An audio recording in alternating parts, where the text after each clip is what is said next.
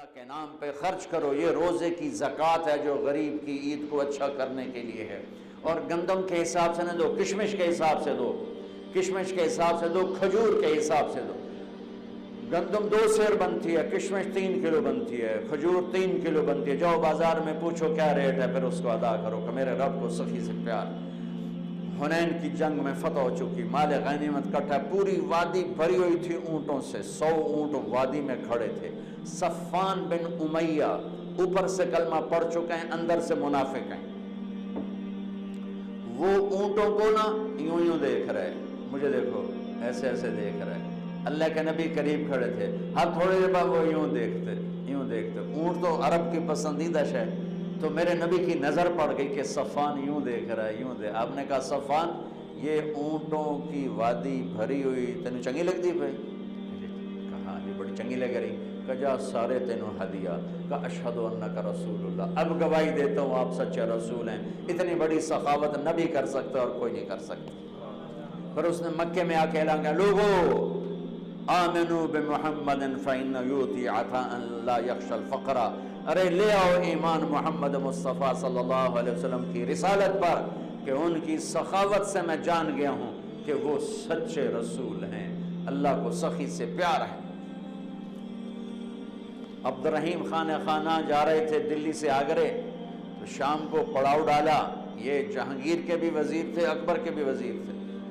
تو پڑاؤ ڈالا اور خیمے لگ گئے، نوکر چاکر دربار لگ گیا جنگل میں۔ تو ایک فقیر گزرا، اس نے دیکھا تو کہنے لگا منعم بکوہ دشت بیاباں غریب نیز، ہرگاہ کے خیمہ زد و بارگاہ ساخت۔ یہ مالدار لوگ بھی عجیب ہیں، یہ سفر میں بھی اپنے گھر بنا لیتے ہیں، یہ کسی جگہ بھی پردیسی نہیں ہوتے ہیں، دربار لگا لیتے ہیں۔ خانہ نے فرمایا اس کو 1 لاکھ روپے انعام دے دو۔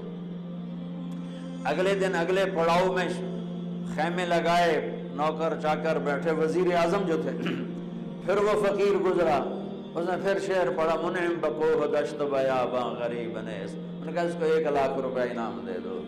تیسرے دن پھر دربار لگا، پھر فقیر گزرا، پھر 1 لاکھ دیا۔ چوتھے دن پھر 1 لاکھ دیا۔ 5ویں دن پھر 1 لاکھ دیا۔ 7ویں دن چھٹے دن پھر 1 لاکھ دیا۔ 7ویں دن پھر 1 لاکھ دیا۔ 8ویں دن وہ آیا نہیں۔ اس آگے میری تو بھی پشتہ نو کافی، چلے بادشاہ پتہ نہیں اگلا ہی نہ کھو لوے۔ تو وہ سخی، تو جب شام بیت گئی اور وہ فقیر نہیں گزرا، تو دلی سے آگرے 27 رات میں جانا تھا انہوں نے، 27۔ تو شام کو فرمانے لگے بھائی بڑا ہی بخیل نکلا، ہم نے تو 27 لاکھ اس کے لیے الگ کر دیے تھے، 27 جگہ پڑاؤ تھا، کہ ہم نے تو 27 لاکھ اس کے لیے الگ کر دیے تھے، وہی بڑا بخیل نکلا۔ اللہ کو ایسے لوگ پسند، سخی پسند ہے چاہے کافر ہی کیوں نہ ہو۔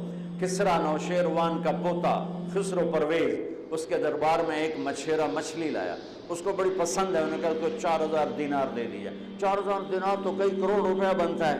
تو اس کی بیوی شیری نے اس کے کان میں کہا یہ کیا کیا ہے، صرف مچھلی پر اتنے پیسے دے دیے، یہ تو خزانے پر بوجھ ہے، واپس لو۔ کہا میں بادشاہ کیسے واپس لوں؟ کہنے لگے اس کو بلاؤ، اس سے پوچھو یہ مچھلی نر ہے یا مادہ؟ اگر وہ کہا یہ نر ہے تو ہم کہنا ہمیں مادہ چاہیے تھی، مچھلی واپس لو، پیسے دو۔ اگر کہ یہ مادہ ہے تو تم کہنا ہمیں نر چاہیے تھا، مچھلی واپس لو، ہمارے پیسے دو۔ ہاں یہ میں کر سکتا ہوں۔ انہوں کو بلایا، انہوں نے کہا ہاں بھائی یہ مچھلی نر ہے یا مادہ؟ وہ بھی کوئی بڑا سیاںا ہے، اس نے کہا حضور یہ ہیجڑا ہے۔ اس نے کہا 4000 اور دے دو، 4000 اور دے دو۔ 8000 دینار دا 3 پشتہ دی رقم آئی۔ اس شیریں کو بڑا غصہ چڑھا کہ تو اگلے نال بھی کم خراب ہو گیا۔ وہ 8000 لے کے جا رہا تھا تو 1 دینار گر گیا، تو اس نے وہ اٹھا لیا۔ تو شیریں نے کہا دیکھا کتنا بے غیرت کنجوس ہے کہ 8000 دینار لے کے جا رہا ہے، 1 گر گیا ہے وہ بھی نہیں چھوڑا۔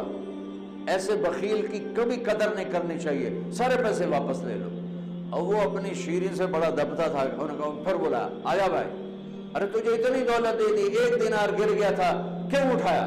کہ حضور اس پہ آپ کا نام لکھا تھا، کسی کا پاؤں پڑ جاتا بے ادبی ہوتی، اس نے کہا 4000 اور دے دے۔ اللہ کو سخی اچھا لگتا ہے چاہے کافر ہی کیوں نہ ہو۔ یہ الگ بات ہے کہ اس کی سخاوت اسے جہنم سے نہیں بچائے گی، لیکن عذاب میں کمی ضرور ہو جائے گی۔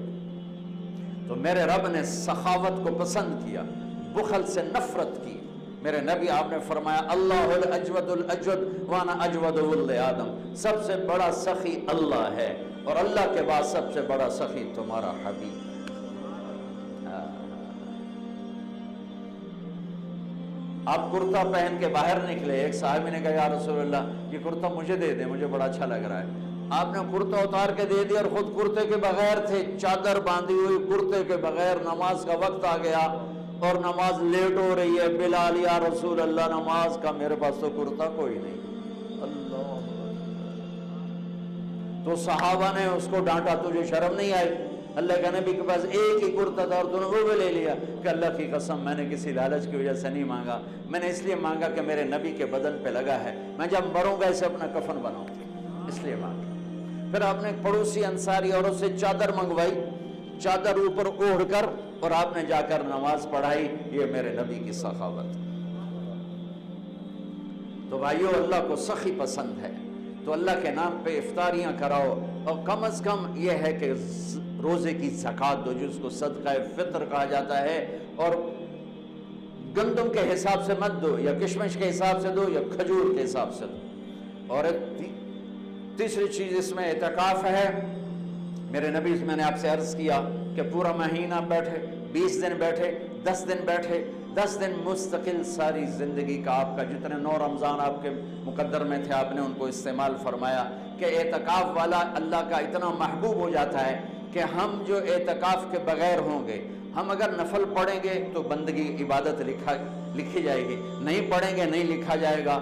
اعتکاف والا سویا بھی ہو تو اس کی عبادت لکھی جاتی، باتیں بھی کر رہا ہو تو تسبیح لکھی جاتی، کھانا بھی کھا رہا ہو تو بندگی لکھی جاتی۔ اور اللہ کے در پر وہ آ کے بیٹھ گیا ہے، اور اللہ تعالیٰ فرماتا ہے تو میرا بو وہی مالتے بہ گیا، چلو جو منگتا ہے دے دو، جو منگتا ہے دے دو۔